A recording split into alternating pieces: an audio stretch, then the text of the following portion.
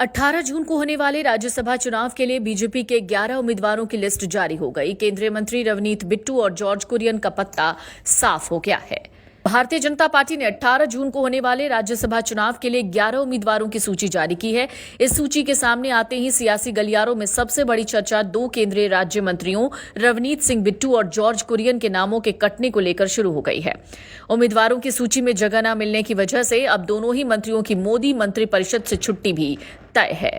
BJP की इस 11 संसदीय उम्मीदवारों की सूची में सबसे चौंकाने वाला नाम रवनीत सिंह बिट्टू का है। वो राजस्थान कोटे से राज्यसभा सांसद हैं। केंद्रीय राज्य मंत्री रवनीत सिंह बिट्टू को दोबारा मौका नहीं दिया गया। पंजाब में सिखों के बड़े चेहरे के तौर पर स्थापित बिट्टू का 21 जून को कार्यकाल खत्म हो रहा है।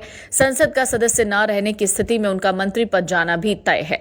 वहीं मध्य प्रदेश कोटे से राज्यसभा सांसद और केंद्रीय राज्य मंत्री जॉर्ज कुरियन का नाम भी इस सूची से नदारद है।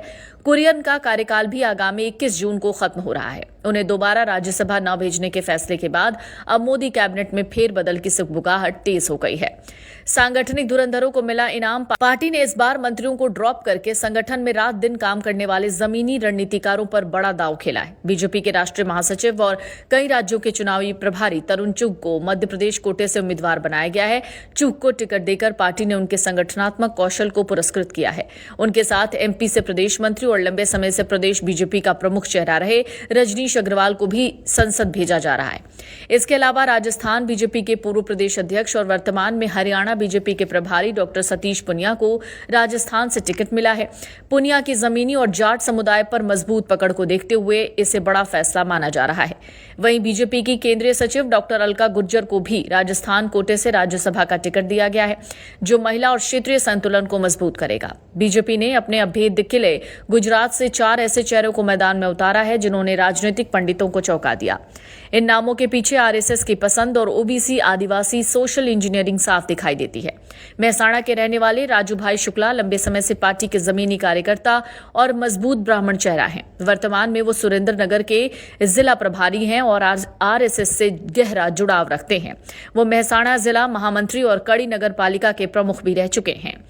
एक और नाम मान सिंह परमार का भी है। युवा चेहरे हैं और ओबीसी मोर्चा के प्रमुख और पूर्व विधायक गोविंद परमार के भतीजे हैं। खुद भी वो इससे पहले कई जिम्मेदारियां निभा चुके हैं। एक नाम जितेंद्र कंजारिया का भी है, जो कि खंभालिया से पूर्व विधायक मेंगजी कंजारिया के बेटे हैं और ओबीसी समुदाय से आते हैं। क्षेत्र के बड़े जमीनी नेता हैं। एक नाम मुकेश भाई राठवा का है, जो छोटे उदयपुर जिला महामंत्री मुकेश राठवा भारतीय जनता युवा मोर्चा से अपनी राजनीति शुरू कर चुके हैं। आरएसएस के कैडर रहे मुकेश राठवा की गुजरात के आदिवासी समुदाय पर बेहद मजबूत पकड़ मानी जाती है।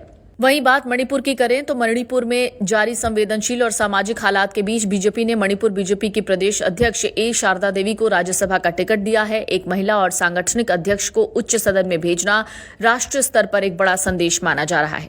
ओडिशा की एकमात्र राज्यसभा सीट पर हो रहे उपचुनाव के लिए बीजेपी ने देबाशीष सामंत राय को अपना प्रत्याशी बनाया है। दिलचस्प बात यह है कि देबाशीष सामंत राय बीजेडी छोड़कर बीजेपी में शामिल हुए। ये उपचुनाव उन्हीं के इस्तीफे के कारण खाली हुई सीट पर हो रहा है, जिस पर बीजेपी ने दोबारा उन्हीं पर भरोसा जताया है।